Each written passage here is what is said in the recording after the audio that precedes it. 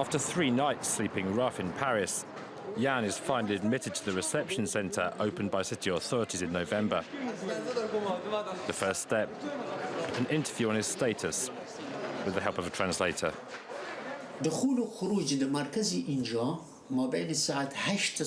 After leaving Afghanistan, Jan passed through Iran, Turkey and Eastern Europe on his way to France.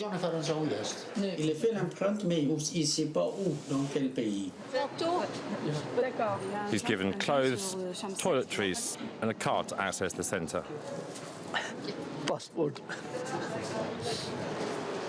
At 23, this young man's already had a tough life. He was held for 6 months in Hungary and faced systematic police controls. They take your fingers print. They don't let you to go without fingers. So that's why we give the finger there. And Jan knows that under the so-called Dublin regulation, he can be sent back to Hungary, the first European country to take his prints. This scarf in Afghan colours has been with him since he left home. Black when was the big war in our country, so bomb blast and before, and this is blood of people, and we hope it will become like this. Jan hopes to build a life in France and pursue a career as a cricketer. But for now, the closest he comes to a match is on his phone. You wait 1 minute when I call your name, okay? Like Jan, 70% of the migrants housed here are subject to the Dublin regulation. After 48 hours, they're assessed by police to determine if their asylum claim belongs in France and where they can be given accommodation. Monsieur Ahmedi Danish. As he awaits his interview, 18-year-old Danish, also from Afghanistan, is visibly worried. He tells us he was threatened by the Taliban. What's more, he's already had an asylum application turned down in Sweden. So everyone is saying if my fingerprints comes out, they will send me back there and they will deport me to Afghanistan. His prints are checked against an EU-wide database, which, sure enough, shows they were taken in Sweden. You now have to explain to him he's going to undergo a Dublin procedure. This means France is asking Sweden to take charge of his case. This procedure states that it's the first country where his fingerprints were taken that has to handle his claim for asylum. Danish is devastated.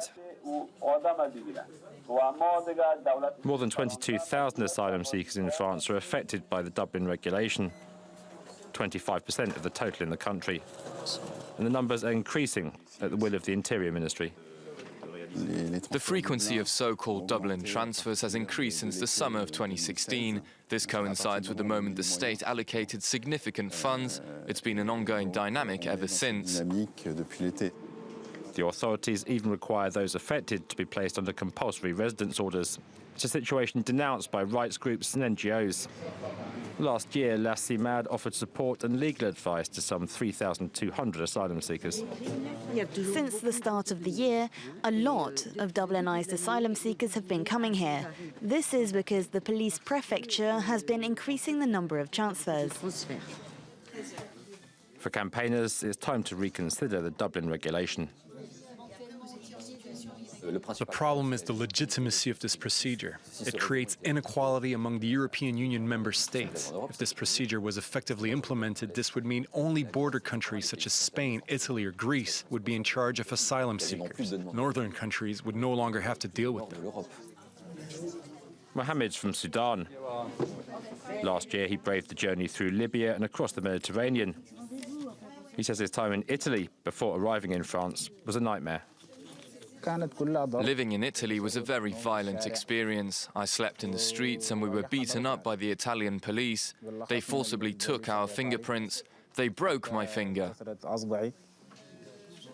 It's a claim backed up by Amnesty International, which has denounced numerous cases of violence by the Italian police. But here in France, the welcome isn't always much warmer. Under a railway bridge next to the reception centre, city authorities have installed concrete blocks to stop migrants congregating, much to the annoyance of activists.